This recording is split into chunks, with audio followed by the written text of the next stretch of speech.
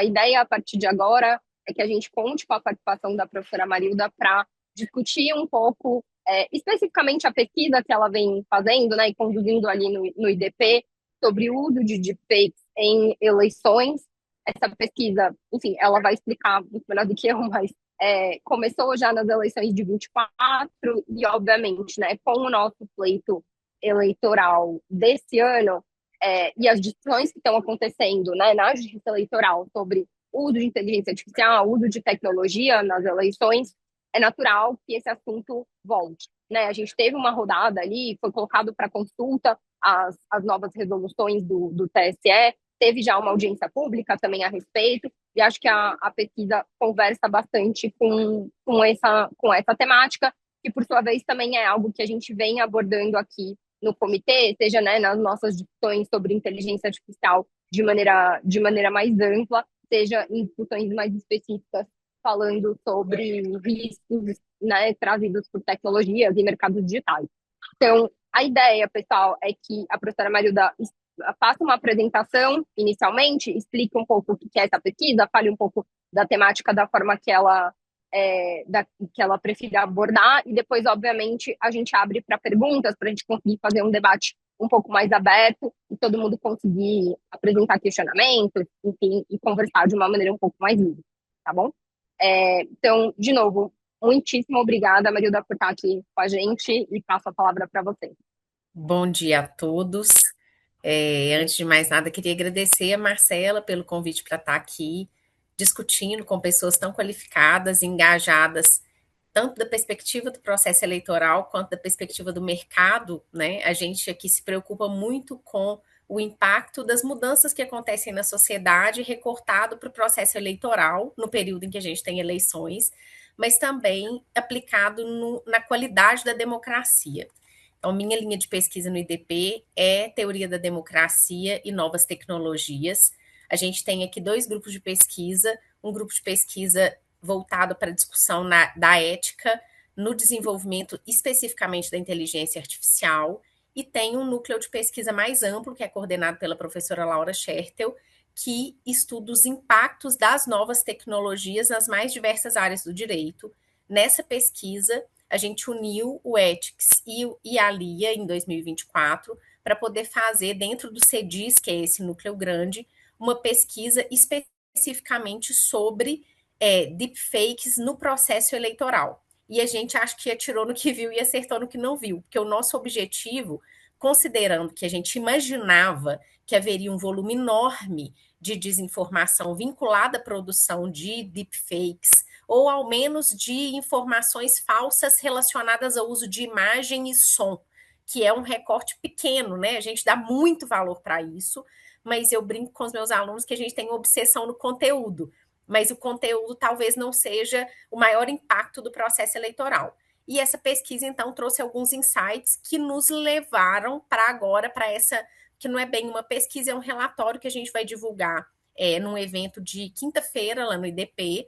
A gente fez um enorme relatório de quase 300 páginas, avaliando como que as resoluções do TSE encontram espelho em alguns países do mundo, mais especificamente na Inglaterra, no regulamento europeu, e na Índia, que a Índia tem uma situação parecida com o Brasil nas eleições, porque lá eles usam muito o WhatsApp e eles também fazem uma espécie de regulação das eleições com a circulação de informação semelhante à nossa. A gente aqui também no Ethics está desenvolvendo um convênio com a Universidade de Direito Nacional da Índia para fazer uma pesquisa semelhante lá. Isso deve acontecer ao longo desse ano. Então, estou contextualizando um pouco para vocês entenderem como é que a gente está desenvolvendo isso, em que contexto que essa pesquisa se insere. Eu vou projetar aqui, porque é uma coisa mais visual, as partes principais da pesquisa. Primeiro, o que é que nos levou a isso, que a gente precisava olhar para o mundo, o que estava acontecendo, para ter um insight de onde a gente fazia o nosso recorte. Qual foi o resultado numérico da pesquisa? E aí vou explicar um pouquinho o que a gente fez aqui esse ano, muito rapidamente, nesses 15 minutos, para que a gente tenha tempo, então, de discutir, avaliar e colocar o que está acontecendo lá no TSE, né? E que foi objeto de audiência pública e que está sendo não questionado, né? Vai ser votado amanhã, mas está sendo objeto de reflexão. Então, bem, a gente, estou aqui no segundo passo, que é parte de uma apresentação um pouquinho maior. Mas o que que nos levou a fazer essa pesquisa? A gente fez um primeiro diagnóstico para ver o que estava acontecendo no mundo nas eleições. Eu vou mandar essa apresentação, depois vocês podem olhar com mais vagar. Imagino que vocês tenham a pesquisa, se não tiverem, eu mando também. Mas a gente identificou que em diversos países do mundo, o uso de imagem e de som era um problema relacionado à produção de conteúdo com o uso de inteligência artificial.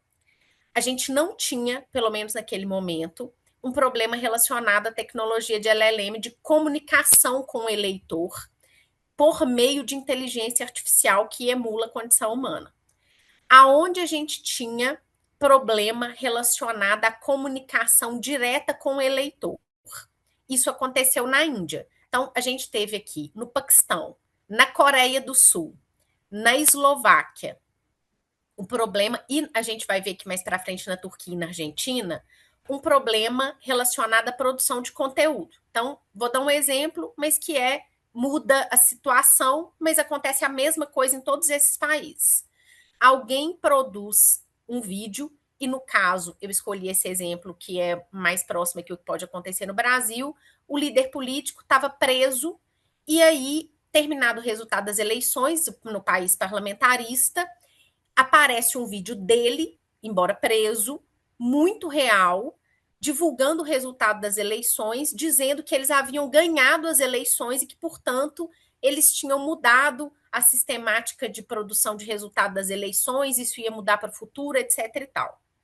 Como é um país parlamentar, na verdade, eles não tinham ganhado as eleições. Numericamente, eles tinham, de fato, tido o maior número de votos, mas eles não tinham elegido o número suficiente de parlamentares para ganhar as eleições na escolha do primeiro-ministro. Mas isso provocou um grande desajuste, sobretudo porque as pessoas não conseguiam entender como ele tinha gravado aquele vídeo mesmo estando preso. Isso aconteceu em todos esses países. Na Argentina, todo mundo, acho que muitos de vocês devem ter acompanhado, teve vídeo de candidato usando droga, vídeo do Milei falando como que faz para poder vender órgão humano, e isso se replicou em todos esses outros países. Na Índia, a gente teve uma coisa diferente, porque eles usaram a inteligência artificial para se comunicar com o eleitor como se fosse o próprio candidato. O que trouxe um ingrediente diferente impactou aqui no Brasil, inclusive mudando a nossa resolução, porque se acaba apresentando para o eleitor um candidato que ele não é, um candidato que fala línguas, que se comunica bem com o público jovem, e isso também aconteceu na Eslováquia e na Romênia.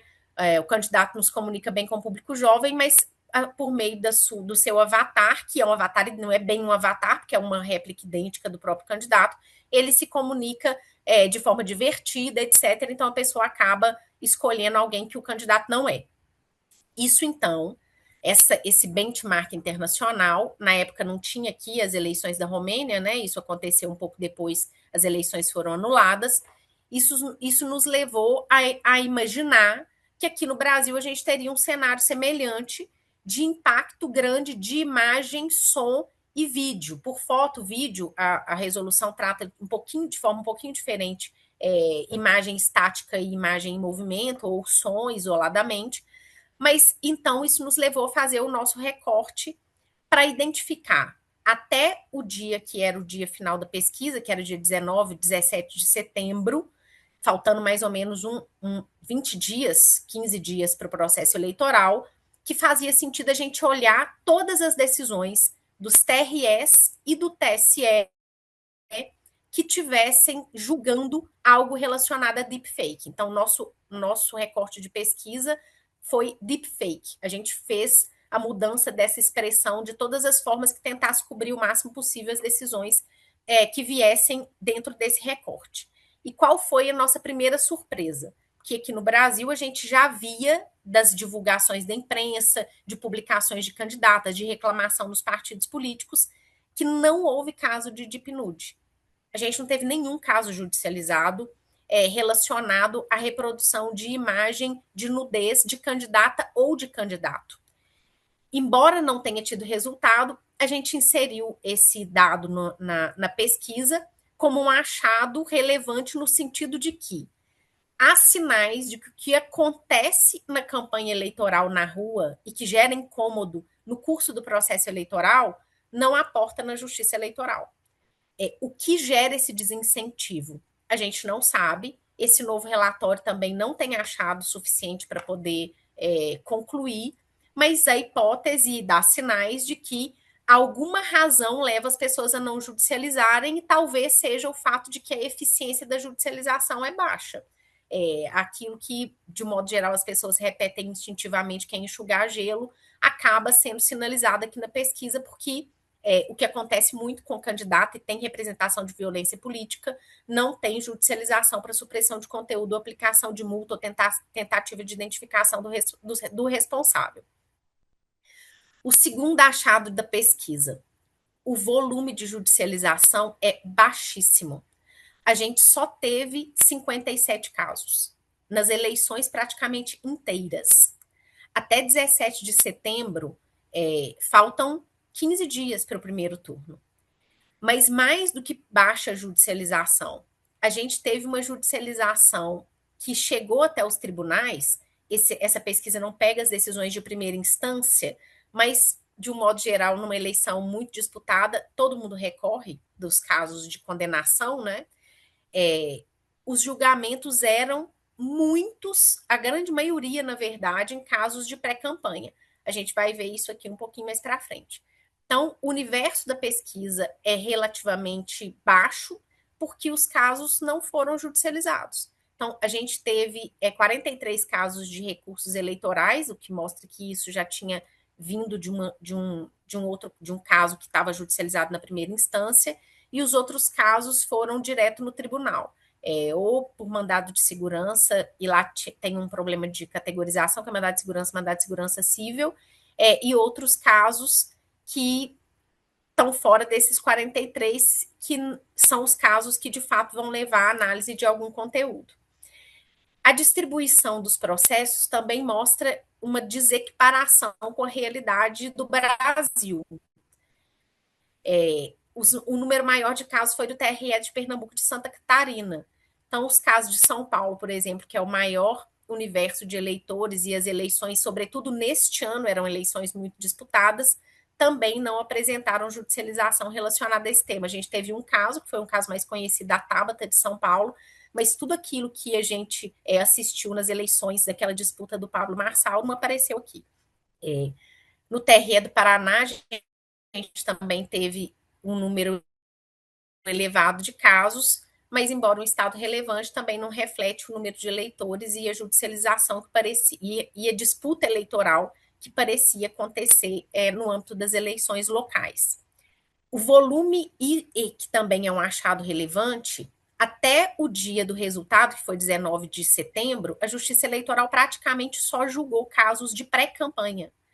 As ocorrências das eleições, dos processos que estavam sendo judicializados para os casos das eleições, foi praticamente irrelevante.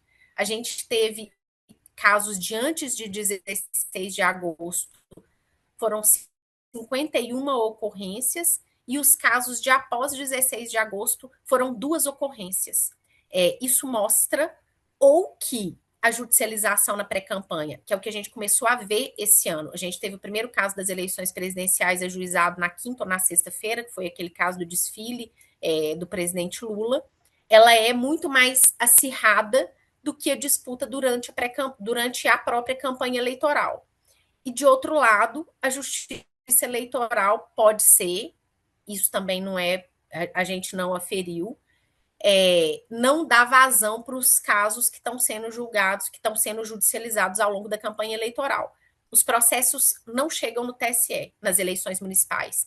A disputa sobre propaganda eleitoral, pelo menos em 2024, que é a eleição municipal, não chega no TSE. A gente não teve nenhum caso de deepfake que tenha sido aportado no TSE até o dia 19 de setembro.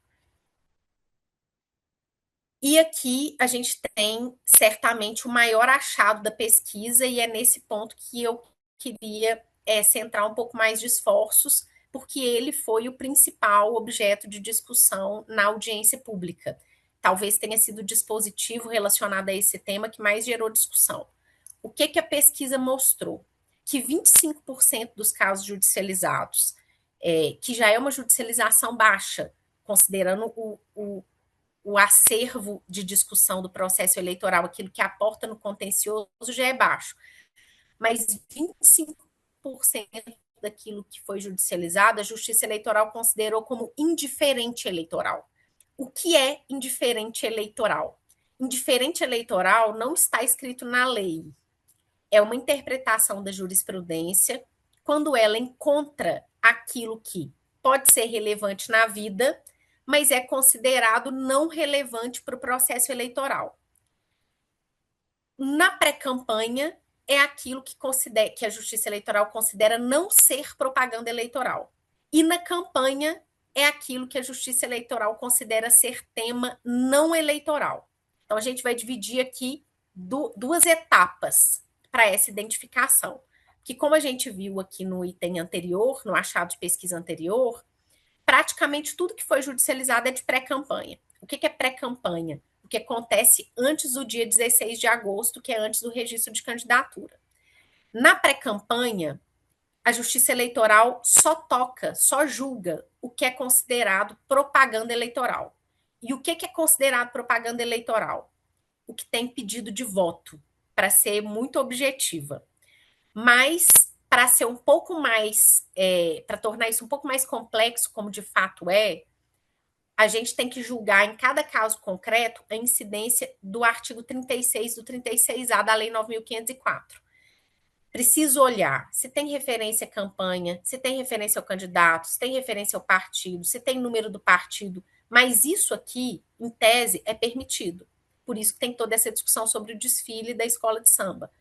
O que a lei exige é que tenha pedido de voto. A lei fala pedido expresso de voto, mas a jurisprudência entende que não precisa ser tão expresso assim, pode ter algumas palavras ou algum contexto que revele pedido indireto de voto ou algum adereço que no período eleitoral é proibido, como uso excessivo de dinheiro, como divulgação de forma ilícita, que na campanha é proibido. Então, isso daqui é o que é relevante na pré-campanha. Na campanha, a gente muda de figura, porque na campanha o candidato já pode pedir voto, pode fazer tudo que a lei eleitoral permite. Então, nesse universo aqui, se eu estou depois do dia 16 de agosto, o que é indiferente eleitoral reduz de tamanho. Para a nossa pesquisa, como 90% dos casos era pré-campanha, o indiferente eleitoral se transformou em 1/4 de tudo que a gente viu. Isso significa que, para o universo digital, 25% de tudo que é dito pelos candidatos ou pelo eleitor não é papel da Justiça Eleitoral interferir. O que a Justiça Eleitoral tentou fazer diante desse quadro? Tentou regular o que é considerado eleitoral, o que é conteúdo político eleitoral. Porque até 2024, quem fazia isso era basicamente o Google. O Google tinha um conceito de conteúdo político eleitoral, que era cada vez mais reduzido para permitir que ele pudesse fazer o que ele quisesse fora de qualquer tipo de regulação.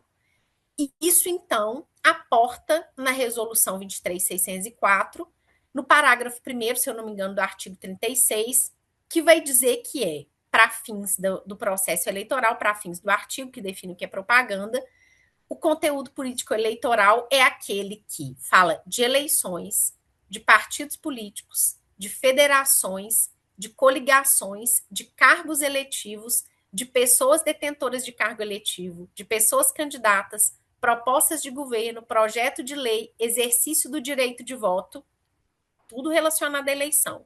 E no finalzinho, outros direitos políticos ou matérias relacionadas ao processo eleitoral. Aqui é que a gente está na maior discussão que acontece dentro do processo eleitoral e nesse momento das audiências públicas das resoluções. Por quê? Porque essa parte final, matérias relacionadas ao processo eleitoral, basicamente cabe tudo. Eu pergunto, aborto é outras matérias relacionadas ao processo eleitoral? Educação ou educação relacionada à discussão lá no Supremo de escola sem partido? Religião?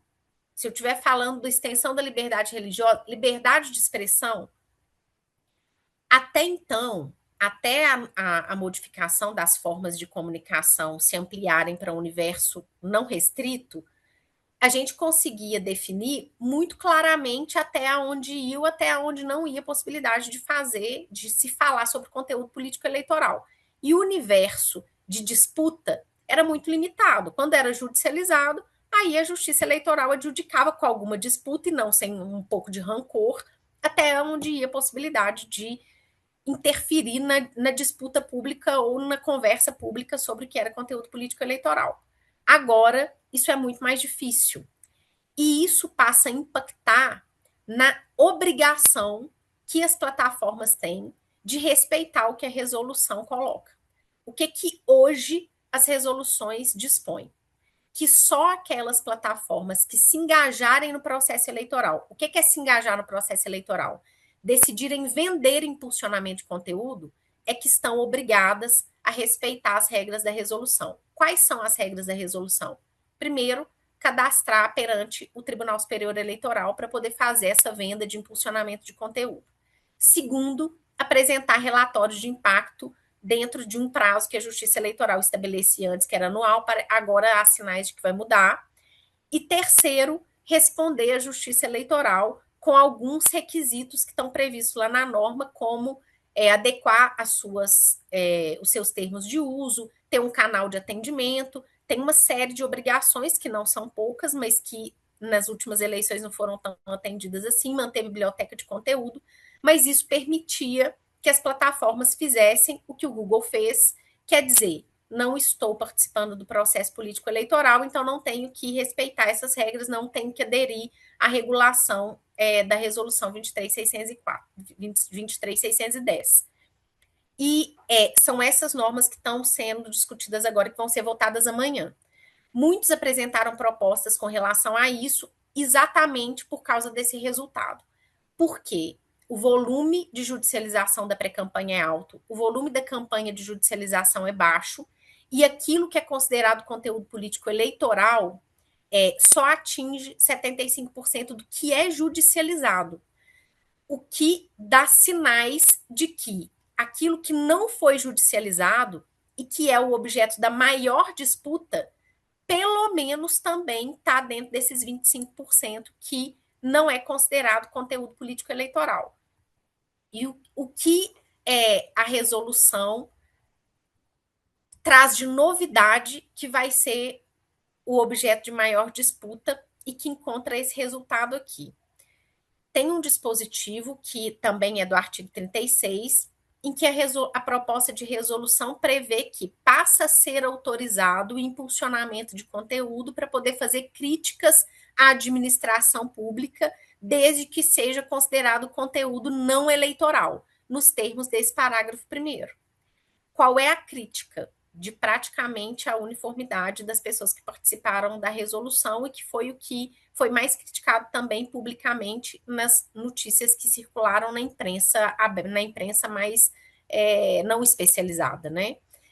É de que isso abriria ainda mais o espaço para poder fazer impulsionamento ou pagamento de conteúdo que tivesse dentro desse universo desses 25%.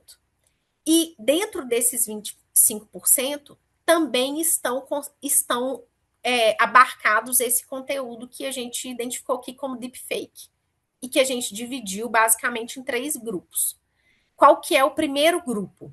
O primeiro grupo é aquele em que as decisões exigem que o conteúdo tenha uma aparência de quase autenticidade, que aconteça como aconteceu nas eleições da Argentina, que você veja o conteúdo e não consiga separar o que é falso do que é verdadeiro, que é relevante, sobretudo para essas eleições, que de fato o conteúdo sintético tem que se aproximar cada vez mais daquilo que parece verdadeiro. Isso traz um problema não só para o processo eleitoral, mas traz um problema para a qualidade da democracia, porque o básico da democracia, o básico do processo eleitoral é que o eleitor consiga saber o que ele está decidindo. Se ele não passa a não saber separar o que é fato do que é valor, é impossível sustentar um processo eleitoral de qualidade, é impossível sustentar a democracia como a gente pensou.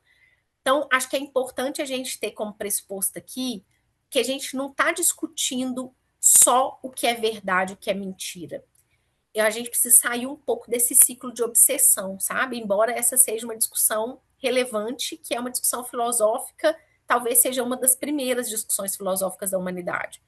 Mas a gente está aqui tentando garantir que o eleitor consiga minimamente separar o que é fato do que é valor. As pessoas podem conectar os seus valores diferentes aos mais diversos fatos. Isto é legítimo. O que a gente não pode permitir? Que essa divisão, essa separação se torne impossível. Se for impossível para o eleitor separar o que é fato de valor, ele não consegue decidir. Saber como que o eleitor toma sua decisão também é um tema muito complexo de ciência política. Tem uma literatura enorme, divergências nessa literatura. Há um certo consenso, poucos consensos na ciência política, esse é um dos raros, que o eleitor não toma a sua decisão de forma racional, nem muito menos exclusivamente racional, mas minimamente ele precisa conseguir separar o que é fato do que é valor. Então você pode pensar, esse bloco de decisões está certo, quando ele exige que haja uma deepfake capaz de enganar o eleitor com profundidade. Qual é a nossa avaliação? Não está tão certo assim, porque embora seja o mínimo separar fato de valor, não significa que esse seja o único mínimo a ser sancionado. A vinculação do que é deepfake a essa característica, que é o conteúdo completamente falsificado, ela reduz ainda mais a capacidade da justiça eleitoral aplicar sanção para outros tipos de ilícito. Porque o que interfere na vontade do eleitor, como eu disse, não é só essa capacidade, também há envolvimento de dinheiro, também há o envolvimento de onde esse conteúdo é publicado, também há o envolvimento na capacidade de impactar mais o universo de eleitores do que outro universo de eleitores. O segundo grupo de deepfakes, né, do que foi considerado deepfake que a gente identificou, é aquilo que é vinculado à desinformação. A Justiça Eleitoral, pelo menos nas resoluções que estão vigentes, ela tem essa não é bem uma capacidade, né, essa característica de separar o conteúdo que é verdadeiro do conteúdo que é falso. Então, se o conteúdo é verdadeiro e ele ainda assim é o conteúdo sintético, se tiver adaptado às características, aos outros requisitos que estão vinculados à resolução, como identificar que é um conteúdo produzido sinteticamente, colocar que é propaganda eleitoral, se for impulsionado, identificar o partido, o candidato, o número do candidato, se for conteúdo impresso, colocar o número de impressos, como que foi pago, que CNPJ, se os outros requisitos estiverem atendidos e o conteúdo for verdadeiro, a tendência da jurisprudência é não considerar isso deepfake. Há aqui um problema que não foi judicializado, mas que é um problema sinalizado por esse grupo, que é de que o eleitor precisa saber decidir a partir daquilo que de fato existe. Se eu estou escolhendo um candidato porque esse candidato é qualificado, ele tem que ser ele mesmo. Aonde a resolução dá uma solução parcial para isso? Quando ela impede que eu tenha um avatar idêntico ao candidato. E impede que esse avatar idêntico ou qualquer tipo de tecnologia entre em contato direto com o candidato e passe a dialogar com ele. Mas esse grupo precisa ser melhor analisado, para que a gente não vincule sempre a ideia de deepfake a conteúdo fraudulento, a notícia falsa, a desinformação, porque não é só isso que impacta na vontade do eleitor. E, por fim, o terceiro grupo relevante é o grupo de mensageria. A Justiça Eleitoral e as resoluções tratam a mensageria por pressuposto como comunicação individual. Para que a mensageria saia desse grupo de comunicação individual, que é legítimo, e que os candidatos e os indivíduos possam fazer entre si, a jurisprudência, que tem um recorte muito pequeno dentro dessa pesquisa, porque não houve judicialização, mas ela passa a exigir a viralização, o impacto relevante. É como se a gente estivesse transformando a mensageria relevante no processo eleitoral em uma forma de plataforma de comunicação. Então, se não houver um grupo com um número relevante de pessoas, se não houver viralização, e essa expressão viralização aparece em alguns julgamentos, em alguns precedentes, a Justiça Eleitoral trata essa troca de mensagens como conteúdo legítimo, como troca de mensagem legítima. Não foi resultado da pesquisa quando a mensagem é trocada dentro de um universo de falsidade. Se as mensagens são falsas, se o conteúdo é fraudulento, é possível que haja isso, que isso tenha acontecido no processo eleitoral, mas em 2024, até 19 de setembro, isso não aportou nos tribunais regionais eleitorais e nem no TSE. No TSE, aliás, volto a dizer, não houve nenhum caso de deepfake, pelo menos nesse recorte que a gente fez. O que então a gente viu de regulado? Para concluir, e vou falar só mais um item depois desse daqui.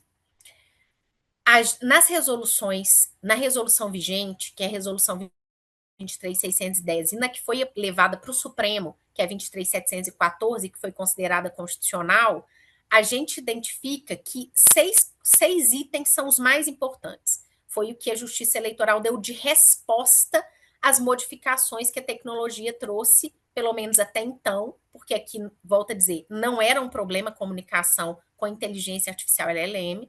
Foram 6 questões que foram dadas de resposta para esse universo, então, de tecnologia. Primeiro, é desmembrar o poder de polícia. A Justiça Eleitoral passa a ter 2 tipos de poder de polícia.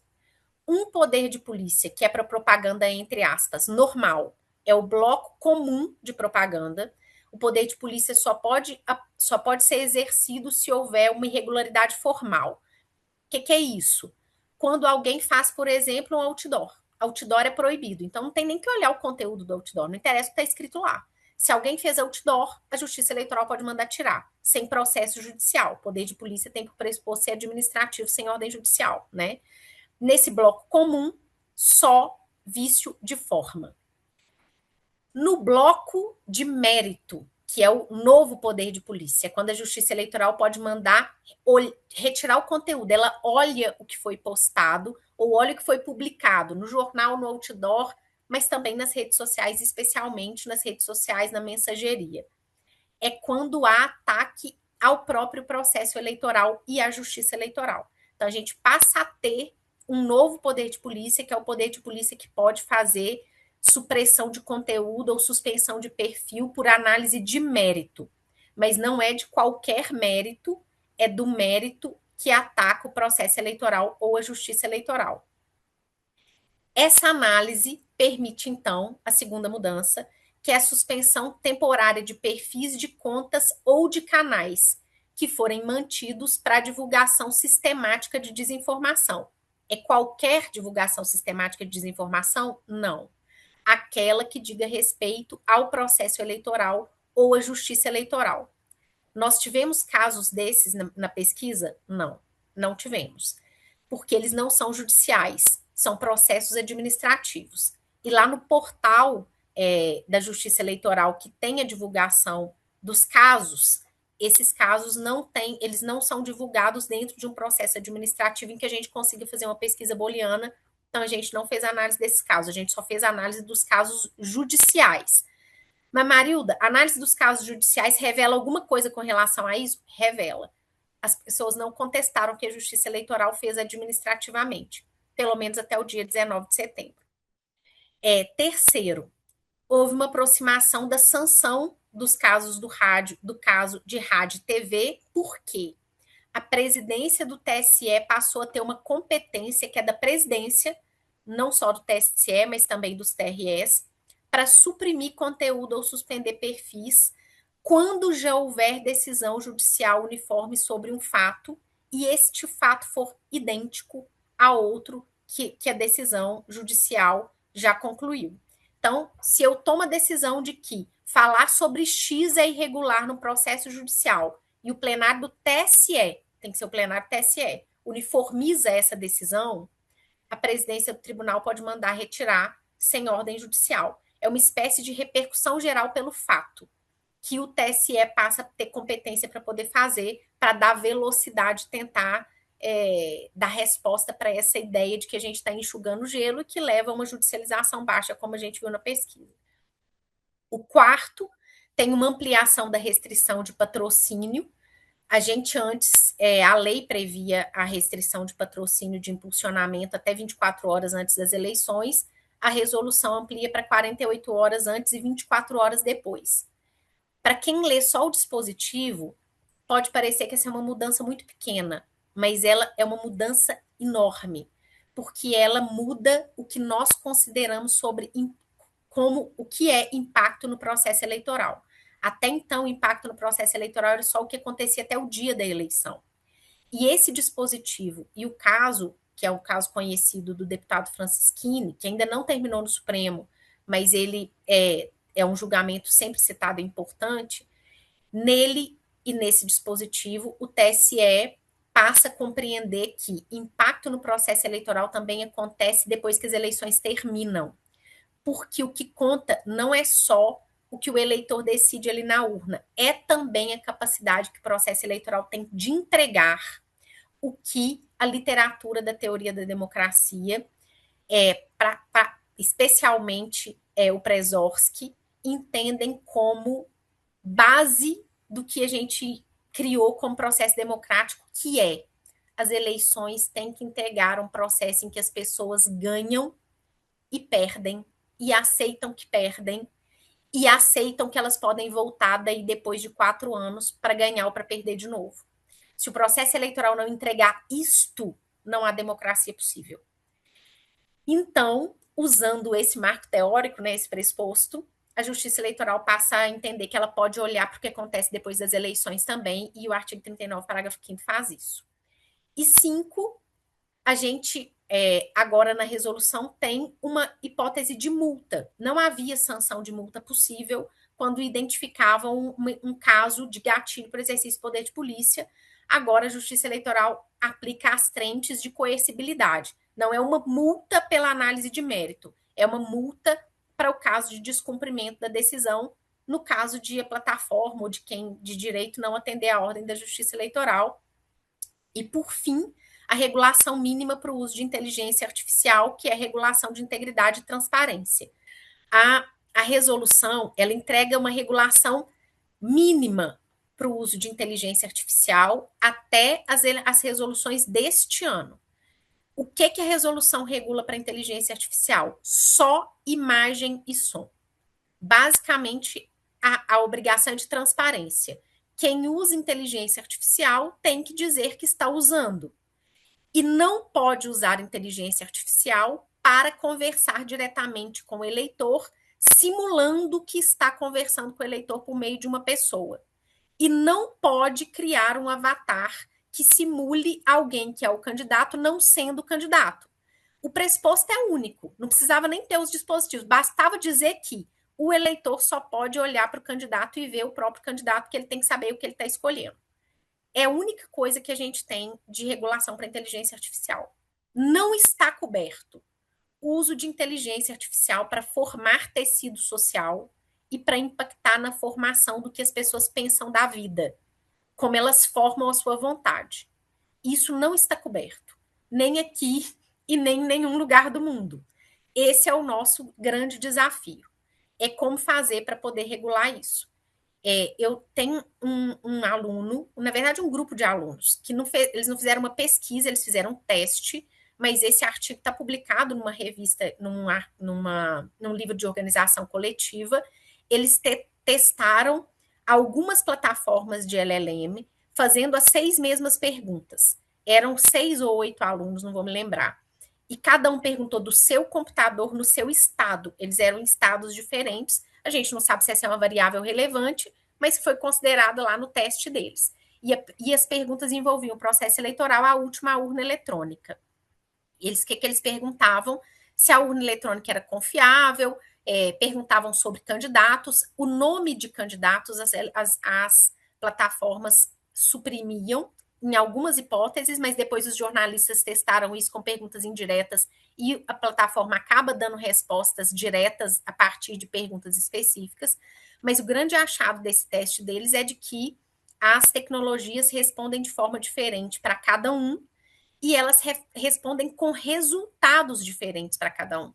E uma delas, a plataforma mais vinculada ao Google, respondeu sim, que considerava o que ela sabia sobre quem estava perguntando. E o resultado para a pergunta se a urna eletrônica era confiável mudava.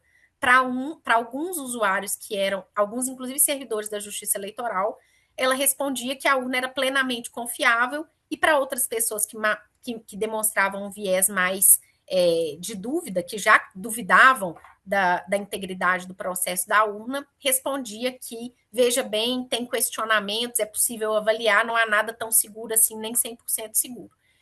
E isso impacta diretamente no que as pessoas pensam sobre a vida, especialmente naquilo que a Justiça Eleitoral e no marco do Preszorsk considera mais relevante, que é a capacidade de entregar um processo eleitoral em que as pessoas aceitam que perderam e se apresentam depois de 4 anos para poder ou perder ou ganhar de novo.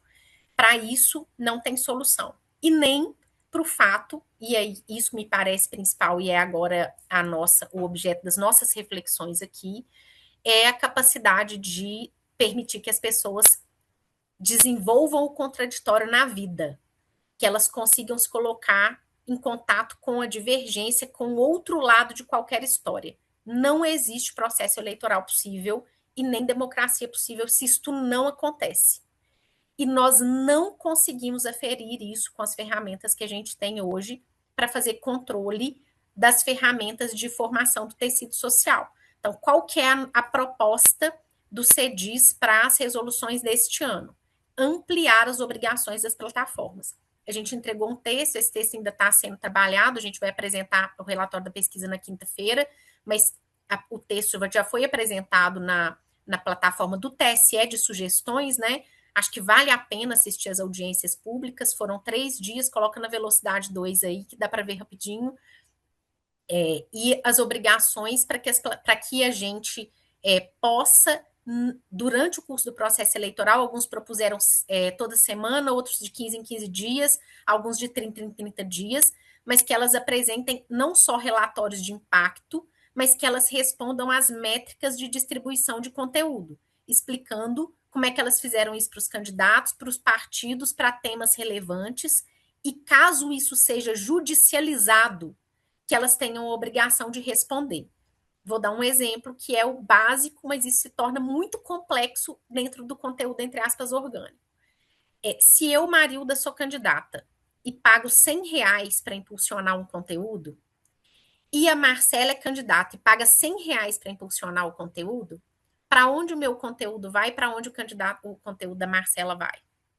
Se eu desconfiar que esse conteúdo está indo para pessoas mais relevantes, no caso da Marcela, e menos relevantes no meu caso, como é que eu faço para provar isso? Não existe ferramenta. Então, o que a gente propõe não é interferir ainda no modelo de negócio, nem interferir no conteúdo que as pessoas podem ou não circular, fora do que já está regulado. É que a gente possa dar execução ao artigo 14, parágrafo 9 e 10 da Constituição, que é se houver abuso de poder político, econômico ou dos meios de comunicação, que seja possível aferir. O que sempre foi possível no rádio e na TV, porque era de um para muitos. Agora a gente não tem ferramenta para aferir. É impossível ajuizar uma ação que afira abuso de poder político ou econômico nesses casos. É isso, gente. Falei muito mais do que eu devia, né? Mas é impossível a gente cobrir aqui o resultado da pesquisa e eu fico com muito medo de faltar um pedacinho e faltar um sentido. Mas eu continuo aqui à disposição para a gente discutir. Obrigada pela oportunidade de expor a pesquisa e de debater com vocês. Imagina, Marilda, foi ótimo. E acho que ajudou também a dar esse panorama, né, de, enfim, da onde vocês saíram, da onde vocês chegaram, e acho que especialmente de qual que é o contexto que está colocado hoje, né? Porque acho que tem esse desafio adicional sempre que a gente está lidando com qualquer tema de tecnologia, que é a regra é criada, ela está endereçando um contexto, e aí o contexto muda muito rapidamente, e a regra vai ter que sendo atualizada, e ela não consegue dar conta de tudo, e isso é normal, né? Assim, a gente não vai resolver esse problema A gente nunca vai conseguir se antecipar totalmente ao desenvolvimento de tecnologia, né, de forma completa. Então, acho que esse ponto que você trouxe, né, por exemplo, do fato de que, no fundo, nem as resoluções anteriores do TSE estavam preocupadas muito especificamente com a questão de LLMs, também é uma decorrência do fato de que essa tecnologia estava menos no centro do debate naquele momento, não estava tão desenvolvida, não tinha um uso tão ampliado, etc. Então, acho que foi ótimo também para conseguir dar esse panorama de como a coisa desenvolveu. Eu queria te fazer uma primeira pergunta, e aí, pessoal, fiquem à vontade para mandar a pergunta, seja no chat, no Q&A, e também, se alguém quiser levantar a mão, a gente pode, enfim, deixar vocês falarem mesmo. É, Sobre um ponto que você levantou agora, acho que agora mais no final, né? Sobre essa questão de a proposta ser do lado de vocês, né? Você de tentar pedir que as plataformas, né? Exigir que as plataformas tenham um oversight maior e uma responsabilidade maior em relação ao processo, basicamente, né? E aí que elas tenham obrigações de trazer relatórios, explicar como que as coisas têm sido feitas e tudo mais.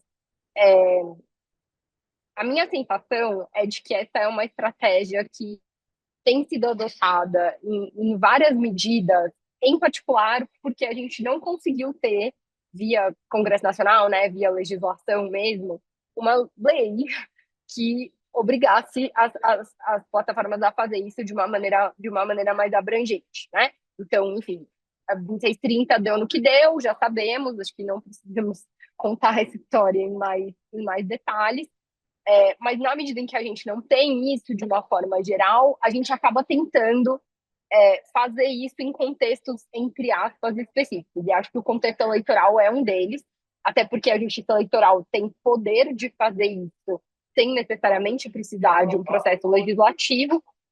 E talvez, assim, não sei, eu acho que o processo de aprovação do ECA digital, em alguma medida, também é uma tentativa um pouco nessa direção, né? De, assim, criar um processo de transparência, etc., monitoramento, ainda que especificamente para conteúdo voltado para crianças e adolescentes. Assim. É, e acho que eu vi alguns processos legislativos no final do ano passado, não sei se todo mundo chegou a ver, mas, por exemplo, foi proposto um projeto de lei para tratar da questão de misoginia na internet, violência contra a mulher, que meio que vai nessa mesma direção, assim, de falar, olha, não estou criando regras de transparência, relatório, monitoramento para tudo, mas só para esse tema. E assim, eu acho que é uma válvula de escape natural, faz parte, mas a minha sensação é de que a gente está cada vez mais tendo que recorrer à válvula de escape porque não tem uma solução de fato sistêmica, né? E aí a gente fica tentando um pouco, enfim, tapar ali com o que dá, mas o problema não está se resolvendo de forma perene mesmo, né?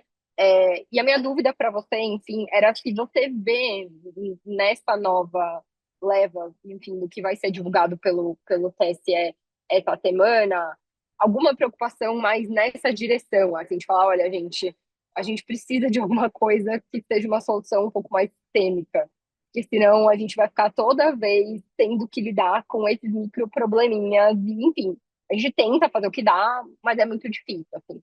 Ou se você acha que isso é inevitável, assim, simplesmente a gente vai ter que ficar passando por esse processo mesmo, e faz parte, decorre um pouco de como a tecnologia funciona, e é isso mesmo, pelo menos até a gente ter uma legislação, enfim, mais abrangente, né? Então, a gente tem uma limitação de competência, né? A gente tem uma sorte e uma limitação de competência. Qual é a nossa sorte? Por um milagre, acho que tem certas coisas que passam meio batido, só pode ter sido isso. A Lei 9.504 tem um artigo que é o 57J, que permite expressamente a Justiça Eleitoral regular tecnologia por resolução. Então, não tem como falar assim, estamos ultrapassando a nossa competência, porque o Congresso aprovou. E aprovou justamente dizendo o processo eleitoral não é compatível com a alteração legislativa na velocidade que a tecnologia acontece. Então, a gente está aqui tranquilíssimo da constitucionalidade das resoluções do TSE neste tema de mudança da tecnologia que impacta no processo eleitoral. Mas, de outro lado, é limitado a mudança de tecnologia para o processo eleitoral. Então, o 57J, ele diz muito claramente ferramentas tecnológicas existentes em cada momento eleitoral e promoverá para os veículos, partidos e demais entidades a formulação de ampla divulgação das regras e das boas práticas. Então, eu não consigo regular fora do processo eleitoral. Mas, qual é, me parece, o grande impacto? E a justiça eleitoral é reconhecida no mundo inteiro.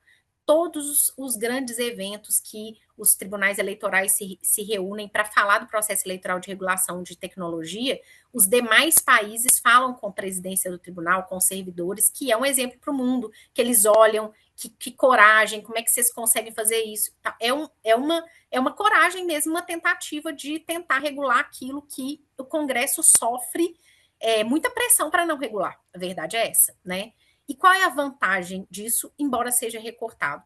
É que e a gente aqui eu falo como pesquisadora, como professora, como advogada, e como quem está lá inserida no processo eleitoral.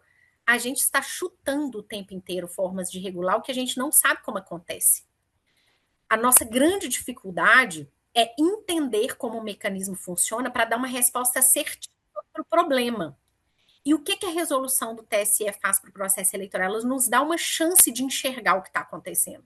Quando ela obriga a plataforma a entregar um relatório de impacto ou a responder num processo judicial como ela fez a distribuição daquele conteúdo, fraudulento ou não, ela permite que a gente enxergue um mecanismo que ela fechou, inclusive, para pesquisa. O Google fechou o mecanismo para pesquisa.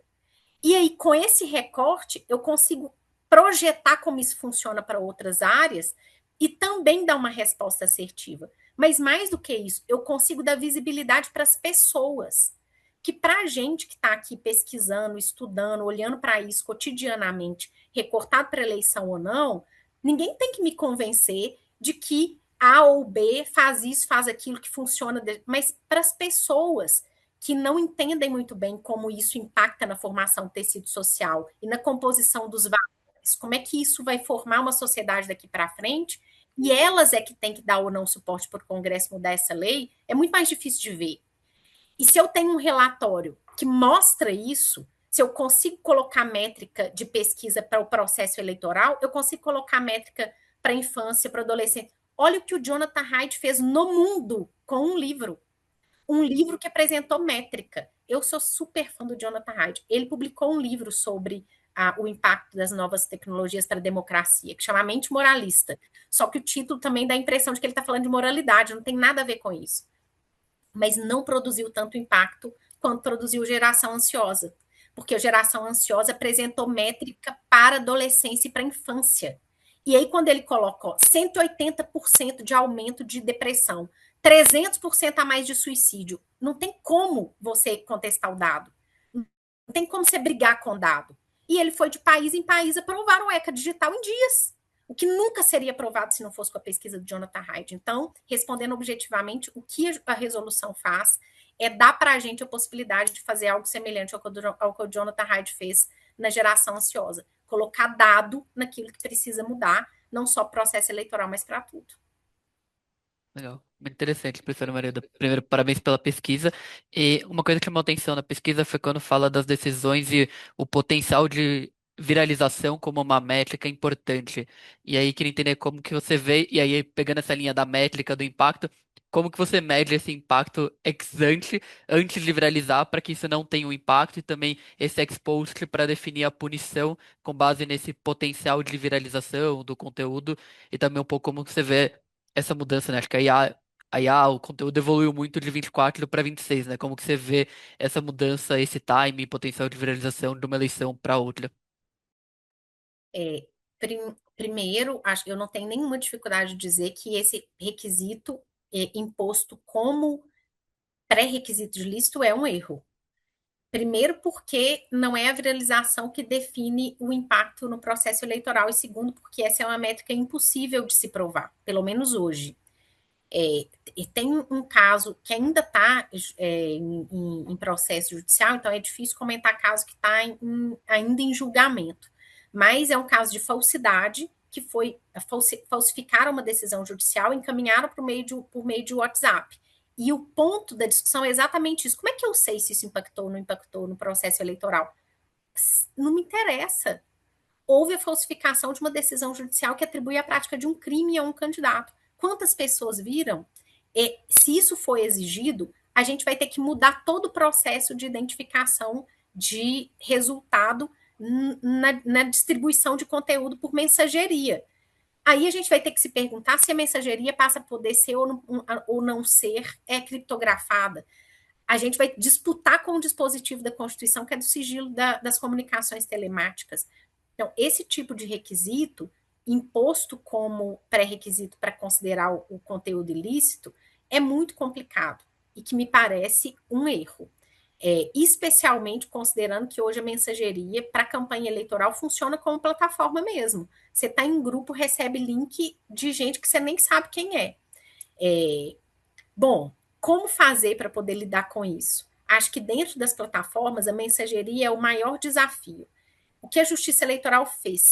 Ela exige que o candidato comunique no seu registro de candidatura quais são as suas plataformas de comunicação com o eleitor, com os candidatos e com o partido. Isso, de alguma forma, facilita para a Justiça Eleitoral fiscalizar pelo menos o universo de comunicação do candidato. Resolve o problema com o eleitor? Não, não resolve. Aí a gente tem que passar para dentro do marco civil da internet para poder eventualmente quebrar sigilo. Se for uma comunicação que não se dá de um para um, aí a gente tem que recorrer à plataforma e é um ciclo de difícil rompimento. Mas também tem um facilitador agora, porque a Justiça Eleitoral validou o uso do Verifact. Não tem mais que ir no cartório, fazer aquelas coisas caríssimas que dificultava também a judicialização. Mas uma solução assertiva não tem. Para as formas de comunicação artificial, né? Tem alguma resposta? Não. Para isso, eu só tenho angústia. Não tem regulação e não tem resposta. A gente usa ferramentas de LLM como se fosse comunicação com o ser humano.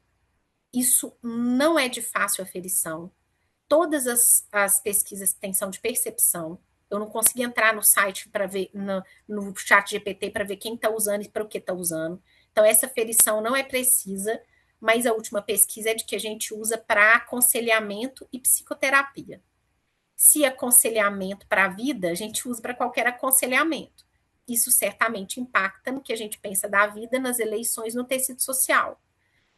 O que há de proposta é que ela não retorne respostas assertivas com relação ao conteúdo político-eleitoral, que volta lá parágrafo 1º e para os outros temas no final. E o que é conteúdo político-eleitoral também não é preciso. E não importa, nesse caso, se o que eu estou conversando, se eu tenho percepção de que aquilo ali é um ser humano ou não. O que importa é o que a gente acha que é.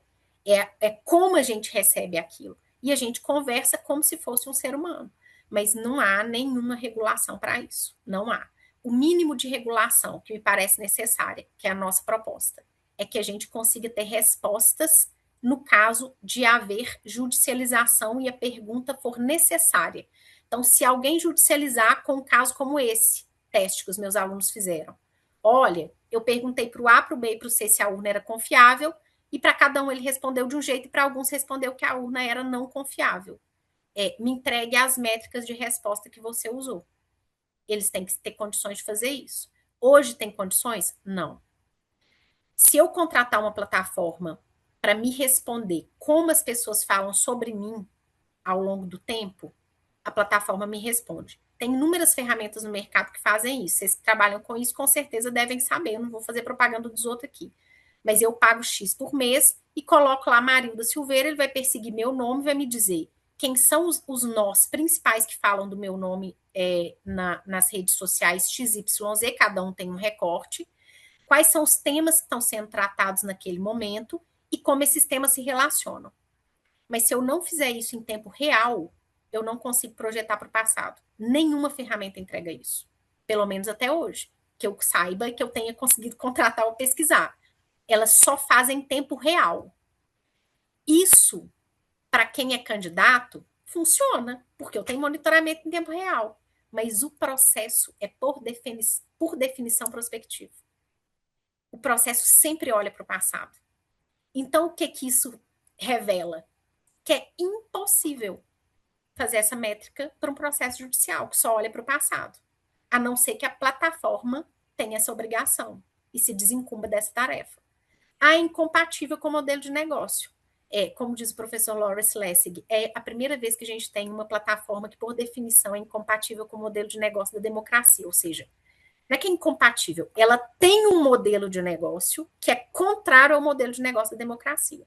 Se a gente quiser que o modelo de negócio da democracia sobreviva, a gente vai ter que exigir que ela se adapte ao modelo de negócio da democracia. Se continuar a deixar o pau comendo, igual a gente está deixando, é incompatível. É um dado da realidade. Não tem milagre a se fazer. E aí, para isso, a gente vai ter que exigir que elas façam o que a gente está tentando fazer aqui por milagre. E não está conseguindo, porque é um milagre. O TSE também, pela primeira vez, publicou uma resolução com o direito dos eleitores. Há algum tempo, alguns servidores do tribunal propõem isso, mas acabou que nunca produziu, nunca sensibilizou, nunca foi votada, e esse ano a resolução foi publicada, e é uma resolução muito interessante, porque ela sintetiza todos os direitos dos eleitores que estão na lei, inclusive os direitos relacionados à publicação de conteúdo na internet, e é uma resolução que ficou meio relegada, ela quase não teve manifestação, eu pessoalmente dediquei meus esforços a ela, porque eu imaginava que ela fosse ter pouca aderência, poucas sugestões, mas é uma resolução que vale ser olhada, tanto para divulgar quanto para poder conhecer. E nas resoluções de amanhã, o que acho que vale a pena a gente estar atento, né? A discussão vai acontecer amanhã e vai terminar amanhã, mas isso não significa que o tribunal depois não possa mudar a resolução e que a gente não precise dar visibilidade para essa mudança. Especialmente, acho que três temas são principais. O primeiro é a possibilidade de impulsionar conteúdo considerado conteúdo não eleitoral, que é esse artigo que foi super discutido nas audiências públicas. O segundo é o exercício do poder de polícia da justiça eleitoral. É saber se a justiça eleitoral vai acolher, né, a sugestão de modificar a plataforma do CIED para poder criar processos administrativos com contraditório no âmbito do processo de exercício do poder de polícia, o que não tem no CIED hoje. E terceiro, se as obrigações das plataformas, eu acho que nenhum principal não é ampliar as obrigações, é estender as obrigações das plataformas para as plataformas que não se engajam no impulsionamento de conteúdo, para impedir que, por exemplo, o Google possa dizer que não está sujeito às obrigações da Resolução 23.610. Acho que esses são, se pudesse indicar as três coisas principais das resoluções e que me parecem importantes tanto para mudar quanto para manter, são essas três. Se as plataformas puderem fugir, não faz sentido. Legal. Acho que tem uma pergunta do André. André, por favor. Bom dia, Marilda. Como vai? Tudo bem? Bom dia, tudo bem e você? Também. Muito obrigado acho que o grande contexto que é super importante e entender da onde as coisas saíram para onde elas estão indo, né? Porque muitas vezes a gente tenta olhar só o que a gente vive no momento e perde um pouco o caminho que nos trouxe até aqui. Eu tenho acompanhado, como a turma diz, eu não sou eleitoralista, mas tenho acompanhado bastante de perto as discussões pelo lado das plataformas desde 2014. E queria te fazer duas perguntas, talvez uma mais até filosófica, mas acho que essa é a história do caminho, né, de onde a gente saiu para onde a gente está chegando.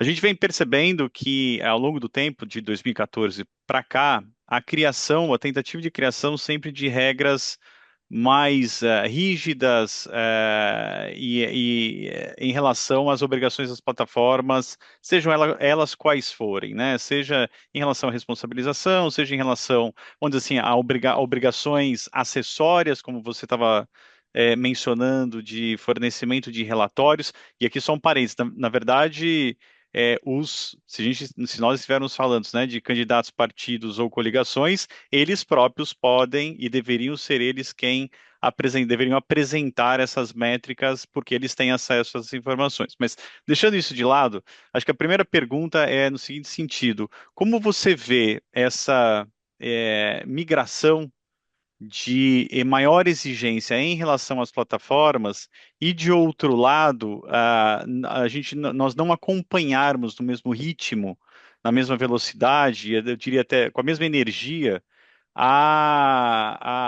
o incremento de obrigações para os candidatos, partidos e coligações do que diz respeito à evolução tecnológica. E aí eu digo de forma muito clara, os processos ou procedimentos que existem em relação no TSE, os administrativos, posso te responder para dizer que quase na sua totalidade as plataformas são as únicas destinatárias da ordem, são as únicas que respondem e aqueles, né, os autores de ilícitos não se manifestam.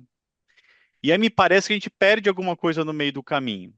Sem dúvida alguma, as plataformas são um ator muito importante nesse contexto todo, mas minha percepção nesse período é que a gente vem perdendo paulatinamente a exigência, né, o enforcement, em relação ao autor do ilícito. Eu não estou falando daquele que é o desconhecido, que eu tenho que ir atrás para descobrir quem é, mas estou falando daqueles que são os casos mais contundentes que a gente vê e que, de alguma maneira, eles são julgados nos tribunais estaduais ou pelo próprio TSE. Então, minha primeira pergunta é essa: como você vê esse panorama onde o enrijecimento das regras, e aí especificamente em relação ao uso da tecnologia, vem crescendo talvez de maneira desproporcional em relação às plataformas e a gente vai esquecendo um pouco do ator que é super ou até mais relevante, que é aquele que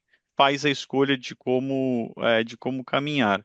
E aí a segunda pergunta, Marilda, é em relação a esse alargamento, né, que você falou do conceito que antes a gente até 2022 era conteúdo eleitoral e a gente passou até a partir de 2024 o conceito, se é que dá para chamar de conceito, de conteúdo político eleitoral.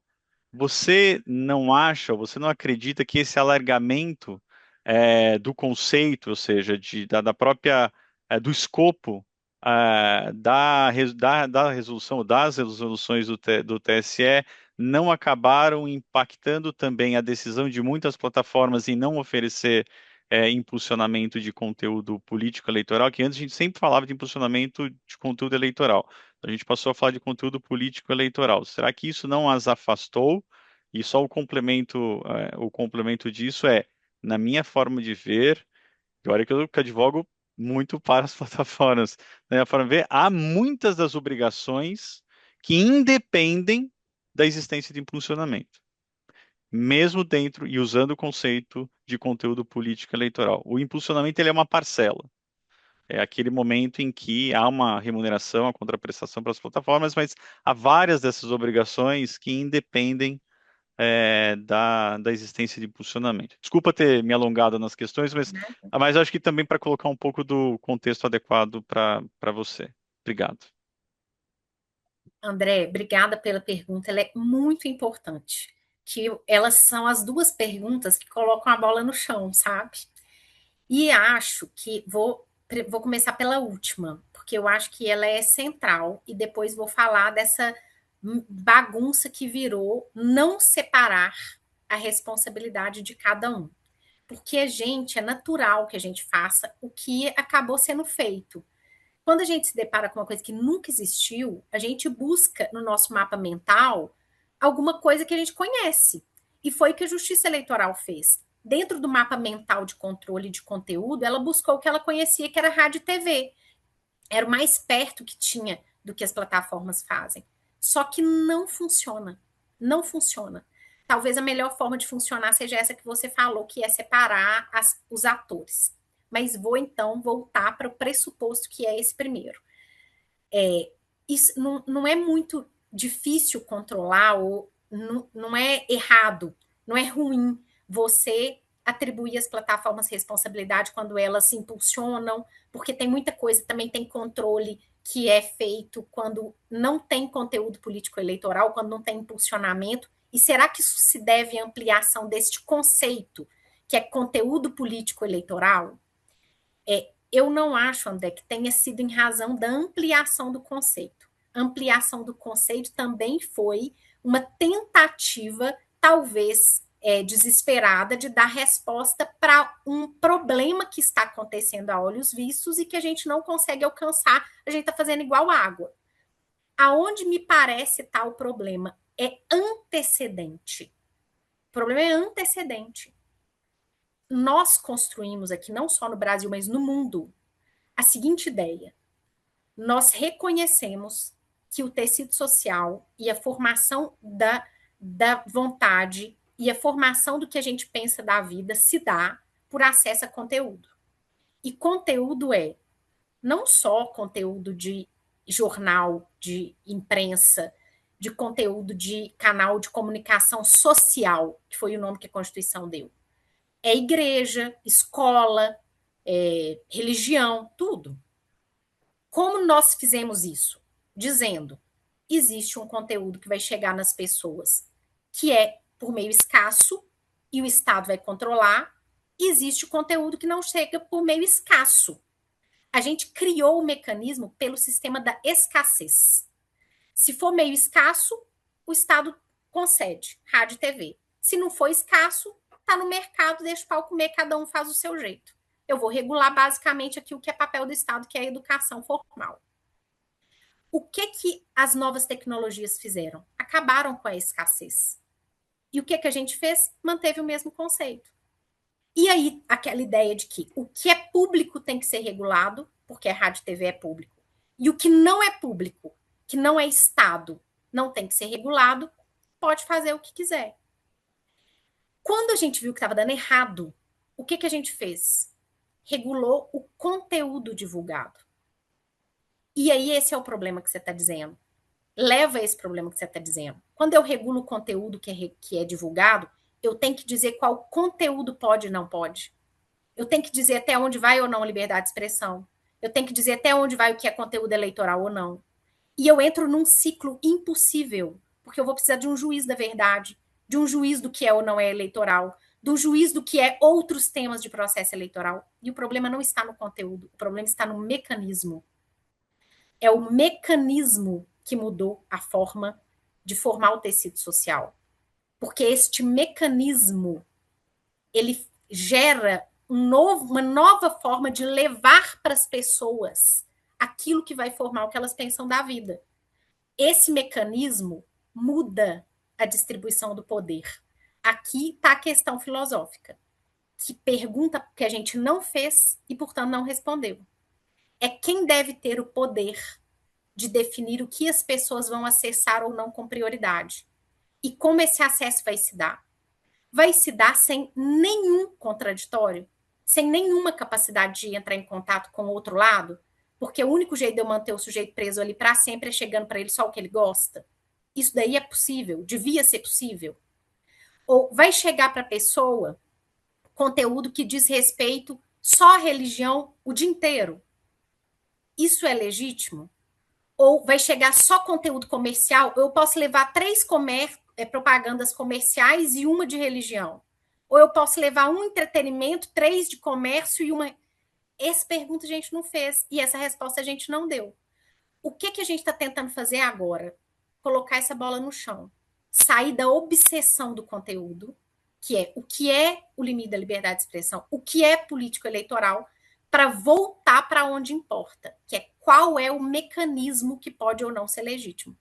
O problema é que a gente perdeu o bonde. Como é que eu faço para impactar um modelo de negócio que é do tamanho de um estado ou maior que um estado? E eu sei que impacta a sua atividade, mas é este modelo de negócio que está desajustado com a proposta que a gente construiu a duras penas para que uma democracia fosse estável. E tudo indica que é este mecanismo que está tornando a proposta não instável. Esta resposta de base, que é filosófica, nem filosófica, mas nem tanto, né? Ela leva à resposta seguinte, que é falar que conteúdo político eleitoral é esta lista e outros temas e dizer que só se regula por esse processo aquele que impulsionar conteúdo. Aí isso aí fez que a plataforma saísse. Eu vou pedir vênia e respeito o modelo de negócio das plataformas, acho que é legítimo, mas a conta foi de trás para frente. A resolução entrou em vigor. As plataformas olharam e falaram assim: como é que eu posso fugir disso? Tem uma rota de fuga aqui, ó. É só eu não impulsionar conteúdo, eu não me sujeito a essa lista de obrigações. O que me parece legítimo diante do que a resolução prevê, mas ruim para o processo democrático. É por isso que me parece que a Justiça Eleitoral deveria ajustar isso para essas eleições e dizer: todas as plataformas que produzem ou divulgam conteúdo político eleitoral, que é tudo mesmo, mas é tudo que impacta na formação do tecido social, devem estar responsáveis por essas obrigações que estão previstas aqui. A gente pode colocar uma métrica de usuário? Pode, é o que o mundo faz. É o que esse relatório que a gente vai entregar na quinta-feira mostra, quais são as métricas de regulação. Mas enquanto a pergunta antecedente não for feita e a resposta não for dada, a gente vai ficar nesse mundo tautológico aqui, voltando sempre para o mesmo lugar. Até onde vai a liberdade de expressão, até onde vai as eleições, até onde vai político eleitoral. E a resposta nesse caminho não vai ser encontrada. Porque não tem resposta. Desde Platão a gente está perguntando o que é verdade, não respondeu até hoje, não vai conseguir responder nunca. Porque não tem. O que me parece que realmente está certo? A gente precisa separar a responsabilidade por atores. Como é que funciona hoje? A resolução faz essa separação, a lei faz essa separação? Faz. Mas essa separação não é feita de forma muito clara. A gente tem uma divisão básica que é a seguinte: responsável pelo ilícito e beneficiário pelo ilícito. O responsável pelo ilícito responde pela supressão do conteúdo e por multa, e o beneficiário pelo ilícito responde só se ele tiver prévio conhecimento. Eu tô vendo o André, mas ele tá pretinho aqui, não sei se você tá me ouvindo. Você tá me ouvindo, André, que você deu uma travada? Voltei, sim. Então, Me ouve? o mecanismo hoje qual que é? Existe o responsável e está previsto, ele responde pelo ilícito, ele tem que suprimir o conteúdo se for ilícito, e o beneficiário que só responde se tiver prévio conhecimento ou anuência. Então, nem sempre o candidato, partido ou coligação, ele vai responder nem com multa e nem pela supressão de conteúdo, porque às vezes ele não tem nada com isso mesmo, não. Eu cansei de ter que tirar, na época que era muro, outdoor, etc., mandar tirar conteúdo do ar, tirar conteúdo de coisa, mesmo o candidato não tendo sabido, não tá tendo nada com aquilo que a Justiça Eleitoral notificava a gente.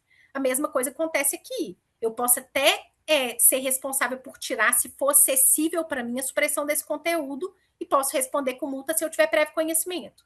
Mas a dificuldade de implantar a responsabilidade do candidato, do partido, da coligação pelo conteúdo ilícito, André, é a capacidade que eles têm de interferir no conteúdo.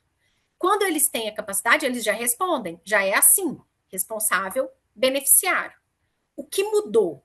Eu tenho um terceiro ator aqui, que já existia no rádio e na TV, mas que era de execução fácil, porque o volume de irregularidade era pequeno e eram poucos atores. Agora que eu tenho um ator, que é um supra-ator, que são as plataformas, e a possibilidade, a capacidade de produzir conteúdo ilícito, ela é difusa. Para quem que eu vou dirigir a ordem de supressão desse conteúdo? Eu só tenho uma alternativa, que é para quem veicula o conteúdo. Se você produz um conteúdo ilícito, o que o partido e a coligação podem fazer? Nada. A pessoa que produziu o conteúdo, às vezes ela é entre milhões de pessoas divulgando aquilo. Então, se eu direcionar individualmente, eu enxugo o gelo. Se eu direcionar partido e coligação, ele não tem capacidade de suprimir. Só tem um autor possível, que é a plataforma, que é quem disponibiliza aquilo. Mas esse mecanismo de separação dos atores, me parece ser necessário que fique mais claro e bem dividido mesmo. Deixa eu aproveitar então para fazer uma pergunta rápida, Marilda. Muito obrigada, achei assim muito fascinantes os conceitos que você trouxe. Você estava falando de conteúdo impulsionado, e aí me veio uma dúvida conceitual, mas ela tem implicações práticas. Pelo que eu me lembro, conteúdo impulsionado é apenas o conteúdo pago, né? Então, propaganda paga. Mas esse conceito, não existe um espaço para que ele englobe também o conteúdo que é algoritmicamente impulsionado, ainda que não de forma paga, porque existe um benefício claro dos mecanismos atuais de ranqueamento por meio do engajamento do usuário. Eu fico pensando se talvez esse conceito de conteúdo impulsionado não exista um espaço para que ele seja expandido, justamente dentro do que você estava falando sobre as consequências de um modelo de negócios em que você decide o que as pessoas vão ver. Então, queria trazer um pouco primeiro essa pergunta conceitual, se é isso mesmo, né, se é só conteúdo pago, e as suas visões, eventualmente, sobre uma expansão dessa ideia de impulsionamento. Talvez essa seja a minha principal briga dentro desse universo da tecnologia, eleições e democracia, sabe, Júlia? O que a legislação eleitoral sempre trouxe é propaganda paga. Então, a expressão propaganda paga, ela é muito clara, porque a lei vem de 97 com essa ideia de é proibido propaganda paga. E é proibido propaganda paga primeiro na TV, depois no rádio e agora na internet. E aí, quando vem a proibição de propaganda paga, a lei traz uma exceção e diz: a propaganda paga ela é proibida, exceto nos casos de impulsionamento dentro da própria plataforma. Então, você pode pagar nos mecanismos que a plataforma disponibiliza. Porque a preocupação naquela época era você não poder pegar um robô fora da plataforma e acoplar na plataforma para dar maior alcance. Olha a nossa ingenuidade, né, gente? O povo bobo. Agora, hoje, o que acontece? De um modo geral, as plataformas dão o nome de conteúdo orgânico àquilo que não é pago. Eu sempre brinco com os meninos que eu falo assim, se eu pegar essa xicrinha aqui, chamar de mesa, isso não vai se transformar em mesa, né? Mas a plataforma chama de orgânico, que não é orgânico, que virou orgânico. E, de uma certa forma, as pessoas acolheram essa percepção de que o que não é pago é orgânico, mas evidentemente não é. E não é não só orgânico, isto é monetizado de outras formas, porque eu direciono o conteúdo como modelo de negócio para aquilo que me retorna como dinheiro. Faz todo sentido essa interpretação que você está fazendo, mas dentro da métrica da lei, da resolução atual, não me parece possível levar até aí. É possível mudar a resolução? Claro, pelo 57J é possível mudar a resolução e é isso que eu proponho que se faça, que as plataformas tenham obrigações associadas, porque a distribuição de conteúdo não pago é não orgânica da mesma forma e está inserido dentro de um negócio, de um modelo de negócio comercial. Que no final do dia, mas aí é uma outra discussão, que é o fim da minha disciplina lá no PPGD, no mestrado e no doutorado, que é de Novas Tecnologias, Teoria da Democracia e Processo Eleitoral, é que a hipótese é de que a gente, no final das contas, mercantilizou a vida. Antes eu te perguntava assim, olha, você tem milhas? Tenho. Você usa? Uso. Me explica como é que você faz? As plataformas, na verdade, são plataformas de trabalho. Ninguém é solidário mais. A solidariedade se reduziu a pouco ou quase nada. E eu sempre conto o caso da Dinamarca na Segunda Guerra, que foi o único país que não entregou os judeus para os nazistas quando os nazistas chegaram. O nazista arrependido chegou no governo da Dinamarca e falou, olha, eles estão vindo aqui, não é para a guerra, eles estão vindo aqui para pegar os judeus e levar para campos de concentração, e eles não são campos de trabalho, eles vão matar os judeus. Em 3 dias, os dinamarqueses fizeram uma rede, não se sabe muito bem como, não tinha telefone, obviamente, mal tinha rádio, e eles deram fuga para 2.000 judeus, colocando em risco a própria vida. Como é que eles fizeram isso? Porque eles tinham muita clareza dos valores, que eles não iam entregar os judeus, depois que eles sabiam que isso ia acontecer, eles não iam entregar os judeus para os campos de concentração. O que esse modelo de negócio faz? Ele impossibilita que a gente tome contato com esses valores, que a gente reflita sobre esses valores. E quando a gente não faz isso porque o mecanismo mercantiliza a vida. Eu não te explico mais como usa milha, eu te vendo como usa milha. E tudo é vendido. Tudo é vendido, de forma direta ou indireta. E quando tudo é vendido de forma indireta ou indireta, e eu reduzo a solidariedade na formação do tecido social, isso dificulta ou impossibilita a aceitação do outro. E se isso impossibilita a aceitação do outro, quando eu perco, eu não sei aceitar a derrota, porque o único modo de vida legítimo é o meu. E isso impossibilita o funcionamento do básico da democracia, que é entregar a eleição para quem perde, para que se volte, perca de novo, e ganhe de novo, perca de novo. Para isso, eu tenho que formar para chegar a essa conclusão desta forma, eu tenho que aceitar um marco teórico. Se eu mudar o marco teórico, eu mudo o resultado. Mas para pesquisa tem que sempre formar um marco teórico, né? Meu marco teórico aqui é o Preszorski. Mas eu já mudei para o Robert Dahl, eu já mudei para o Jonathan Haidt, e o resultado é sempre o mesmo. Eu mudei para o Michael Sandel e o resultado é sempre o mesmo. No final, não dá certo. Não dá certo manter a estabilidade da democracia. Uma coisa é certa, alguma coisa tem que mudar. E a mudança necessariamente parte de a gente entender como funciona essa distribuição de conteúdo, que não é orgânica, e impactar na distribuição de conteúdo que não é orgânico. Isso impacta diretamente no modelo de negócio. Não tem outro jeito.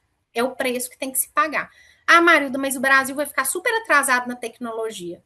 Ou é isso, ou a selva. Não tem outro caminho.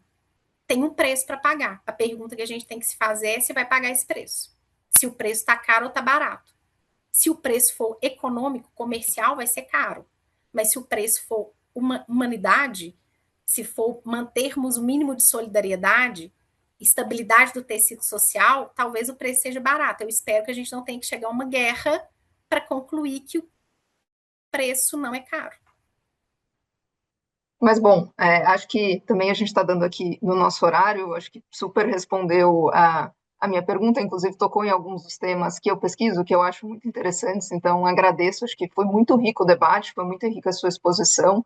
A gente aqui, às vezes acaba, no âmbito do BRAC, não entrando tanto nesses temas, talvez mais filosóficos mesmo, mas eu acho muito importante, você trouxe que primeiro você tem que ter essa base, para depois você discutir os outros aspectos, então queria agradecer, acho que foi realmente muito importante para a gente esse debate, todos esses pontos, e parabéns pela pesquisa, acho que tem muito a contribuir, a gente tem muito o que refletir também.